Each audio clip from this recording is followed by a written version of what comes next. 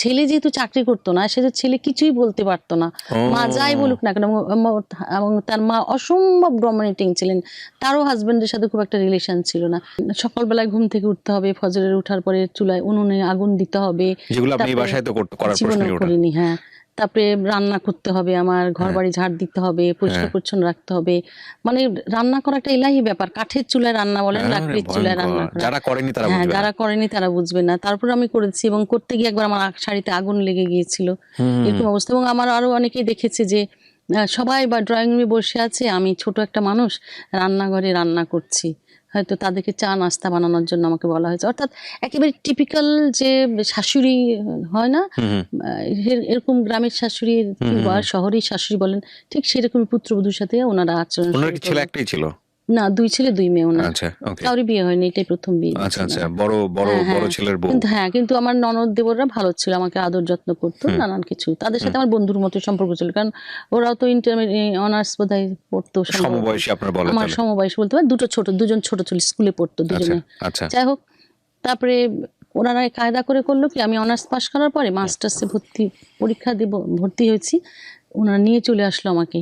যে না, আর পড়ার দরকার আর নেই। পড়তে হবে আমার না। ছেলে তো অনার্স পাস করেনি। হ্যাঁ, বলে আর নিয়ে চলে আসলো, ওনাদের মনে মনে হয়তো এটাই ছিল। তারপরে বলে কি, আর যেতে হবে না।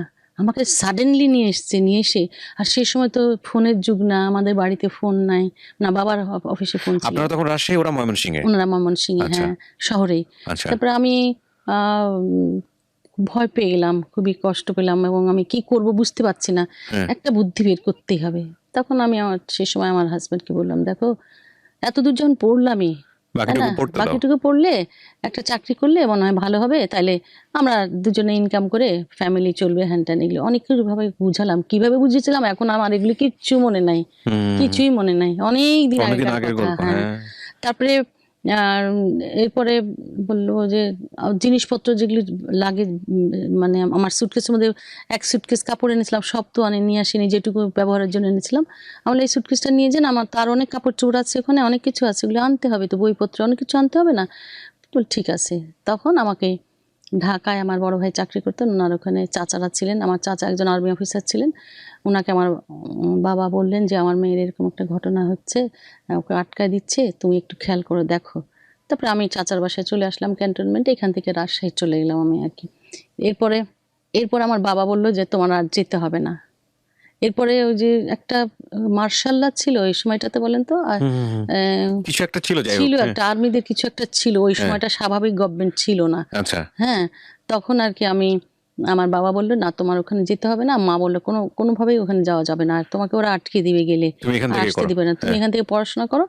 আর আমার বাবা তখন ইয়ে করলো, ওখানে কোর্ট না, ওই যে বিয়ে হয় যে জায়গাটাগুলির নাম কি জানি বলে, কাজী অফিস। কাজী অফিস থেকে আমাকে ডিভোর্স লেটার দেওয়াই দিল। ও, ঠিক আছে, ডিভোর্স লেটার দিয়ে দিল, বললো যে আপনি কি প্রিপেয়ার ছিলেন যেরকম ডিভোর্স দিয়ে দিবেন এই লেখাপড়া ইস্যু করে? হ্যাঁ, আমি খুব ভয়ঙ্কর, কারণ ওদের বাসা, ওদের আচার আচরণ এত অ্যাবনর্মাল, সব আমাদের মধ্যে সবাই অলমোস্ট সাইকিক পেশেন্ট মনে হচ্ছে, এরকম অবস্থা।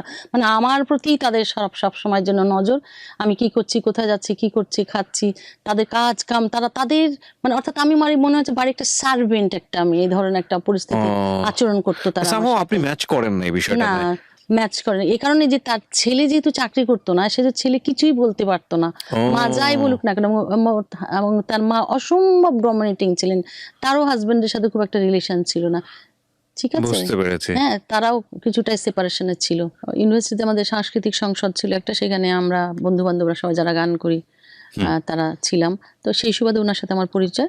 শরীফ ভাই বললো, নার্গিস, আমার বাবার ছাত্র ছিলেন ওনারা, তো তুমি ঢাকায় আসবা না? বলে হ্যাঁ আসবো।